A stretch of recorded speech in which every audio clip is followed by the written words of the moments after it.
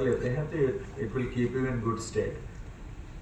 तो जो भी हमारे पदाधिकारी हैं, यदि आप दिन भर व्यस्त हैं, रात्रि के दौरान भी आपको गश्ती करना पड़ता है, रेड छापामारी करना पड़ता है, टाइम नहीं है आपके पास, लेकिन यदि छापामारी कर रहे हैं तो ऑब्वियसली एकदम जिसके घर में छापा मारना है उसके घर तक आप सीधे लाइट जलाते हुए उसके दरवाजे पे फोकस करते हुए वहीं पे उतरते हैं। खतरा से खाली नहीं है, पता लगे गोली चला दी, आप टपक गए, तो कम से कम छापामारी करने का नियम भी है कि 1-8 किलोमीटर दूर गाड़ी रोकिए, वहां से पैदल चलिए, फिर तरह तरह की पार्टियां बनाइए।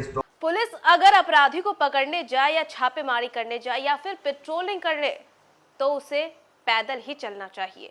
अब आप भी सोचेंगे कि ये हम क्या कह रहे हैं, पर ये हमारा नहीं बल्कि बिहार डीजीपी विनय कुमार का कहना है। दरअसल आपको बताया तो आज विनय कुमार ने मंच से पुलिस पदाधिकारियों और जवानों को ये कहा है कि आप जो छापेमारी करने जाते हैं, जो पेट्रोलिंग करते हैं, अपराधियों को जो आप गिरफ्तार करने के लिए पहुंच जाते हैं ना, आप पैदल चला कीजिए। दरअसल उन्होंने पदाधिकारियों और जवानों की फिटनेस को लेकर के ये बात कही है। बिहार के डीजीपी विनय कुमार ने पुलिस पदाधिकारियों और जवानों को फिटनेस के साथ साथ ऑपरेशन के दौरान सावधानी बरतने की नसीहत दी है। समीक्षा बैठक में डीजीपी ने कहा कि स्वस्थ रहना है तो ज्यादा पैदल चलिए। उन्होंने कहा कि पेट्रोलिंग और छापेमारी के दौरान भी वाहन का सीमित उपयोग करें। डीजीपी ने चेतावनी देते हुए कहा है कि कई बार पुलिस टीम सीधे अपराधियों के घर तक गाड़ी से पहुंच जाती है, जो SOP के खिलाफ है। ऐसा करने से अपराधी सतर्क हो सकता है और पुलिस पर हमला भी कर सकता है, इसलिए सतर्क रहिए और आप पैदल चलिए, आप सुरक्षित रहिएगा। तो देखा आपने कि कैसे बिहार डीजीपी विनय कुमार ने ये कहा है पुलिस पदाधिकारियों और जवानों को कि आप अपनी फिटनेस पर ध्यान दीजिए और ज्यादा हो सके तो पैदल ही चलिए। क्या कुछ कह रहे हैं बिहार डीजीपी विनय कुमार, उनके तमाम बयानों के साथ आपको छोड़े जाते हैं। सुबह में वो, शाम में वो, मिला जुला करके 1-2 बजे रात तक भी, नॉर्मली 1:30-2 बजे सोने में हो ही जाता है। तो एक मोबाइल के अंदर ही ऐप है, उसमें हम जोड़ते हैं। अभी जैसे 3000 हो गया होगा सुबह में, शाम में जा करके 5-6 हजार हो जाएगा। उसके बाद डिनर के बाद भी टहल करके किसी तरीके से खींच खाच के 10,000 स्टेप्स ज्यादातर दिन हो जाता है। और इसी कारण मैं सरकारी घर भी लिया। मैं जिस घर में रह रहा हूँ, I never went into a government house. पहली बार मैं लिया क्योंकि इसमें टहलने का ये ट्रैक बना हुआ है। हमें उसी के कारण अपील किया कि यहाँ पे रहेंगे तो समय निकाल करके कुछ टहल लेंगे। तो एक टहलना जो है, वॉकिंग है, 10,000 स्टेप्स में ऑलमोस्ट 6 to 7 किलोमीटर्स।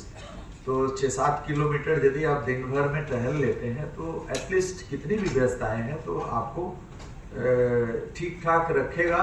चाहे कितना भी स्ट्रेस हो, कितना भी व्यस्तता आपके सर्विस में हो, यदि आप कुछ स्टेप्स कर लेते हैं तो it will keep you in good state.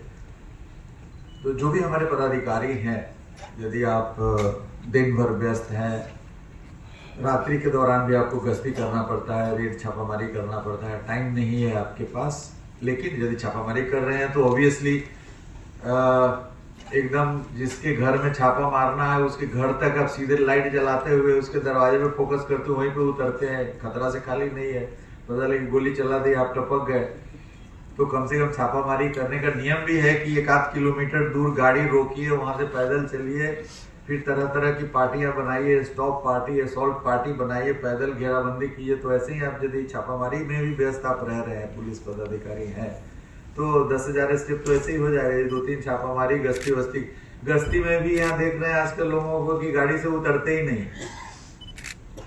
तो गश्ती भी कर रहे हैं तो गाड़ी को छोड़ करके, कोई ड्राइवर है गाड़ी पे, उस पर पैदल निकल जाइए। कोई मोहल्ला है उसमें 1 राउंड लेकर के आइए 2 आदमी, फिर गाड़ी पे बढ़िए, आगे स्टॉप पे जाइए।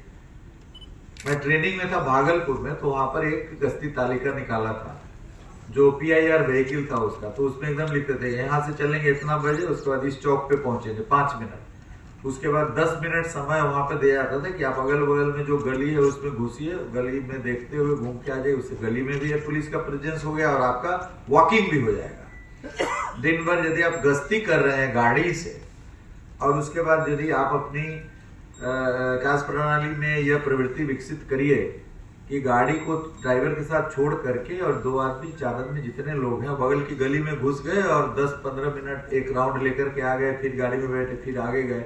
लेकिन ऐसा नहीं देख रहे हैं, लोग गाड़ी से उतरते ही नहीं है।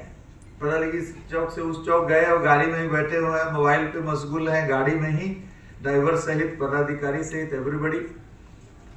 तो ये आपके स्वास्थ्य के लिए भी अच्छा रहेगा यदि आप इस प्रकार की गश्ती, इस प्रकार की छापामारी, मतलब आपको बिल्ट इन करना है, स्वास्थ्य के लिए आवश्यक है और पुलिसिंग के लिए भी आवश्यक है। यदि आप छापामारी करने जा रहे हैं और 1 किलोमीटर आगे गाड़ी रोक 1 किलोमीटर पैदल चलिए, आपका स्वास्थ्य ठीक रहेगा। उसके बाद उसके घर से 300 मीटर पहले, गोली चलाने का इफेक्टिव रेंज बढ़िया से बढ़िया वेपन का 300 मीटर है, तो 300 मीटर पहले आप रुक गए, फिर वहां से उसके इंसर्किल किए, उसके घर का असॉल्ट पार्टी को भेजे, तो इससे आपका स्वास्थ्य भी अच्छा रहेगा, आप चल भी पाएंगे और पुलिसिंग अच्छे तरीके से होगा। पैदल गश्त करने की बात है, आप थाना अच्छा बन गया है, आप यदि थाना में आप रह रहे हैं तो कोई भी थाना ऐसा नहीं है कि वहां पे आप 1 आध राउंड 10 राउंड ले लीजिएगा तो ऑब्वियसली 4-5 से ज्यादा स्टेप हो जाएगा। और पुलिस के लिए स्वस्थ रहना बहुत आवश्यक है। यदि आप स्वस्थ नहीं हैं तो आप उद्विग्न रहिएगा, आप मानसिक रूप से ऊर्जावान नहीं रहिएगा तो आप पुलिसिंग नहीं कर पाएंगे। पुलिसिंग बड़ा स्ट्रेस वाला काम है।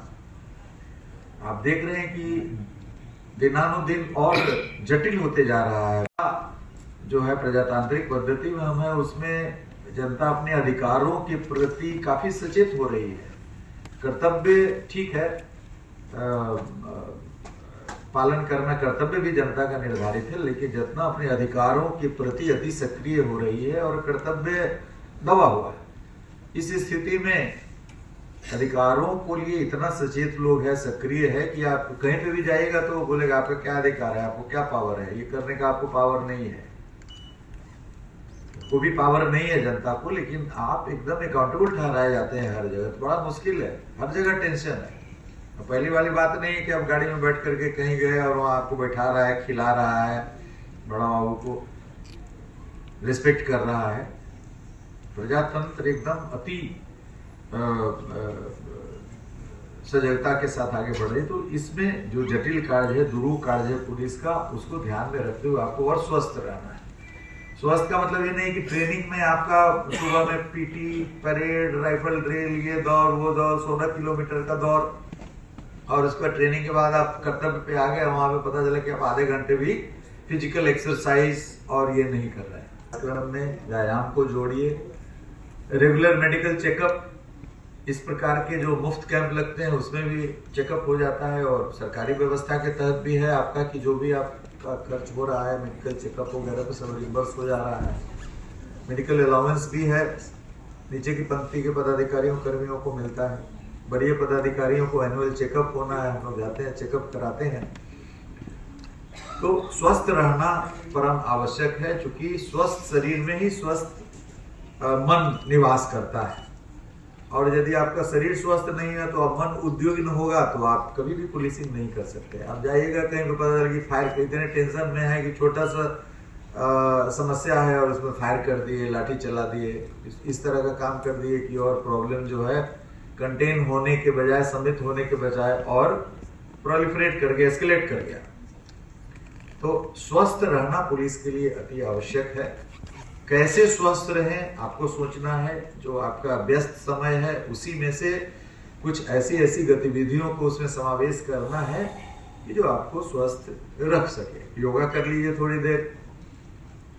कभी जब हम लोग देखते हैं टाइम सुबह में नहीं मिला योगा करने का, तो गाड़ी में यदि 10-15 मिनट ट्रेवल करना है तो एक नाक बंद किए, सांस निकाले, इधर निकाले उधर निकाले, लगता है कि चलो कुछ सांस का एक्सरसाइज हो गया।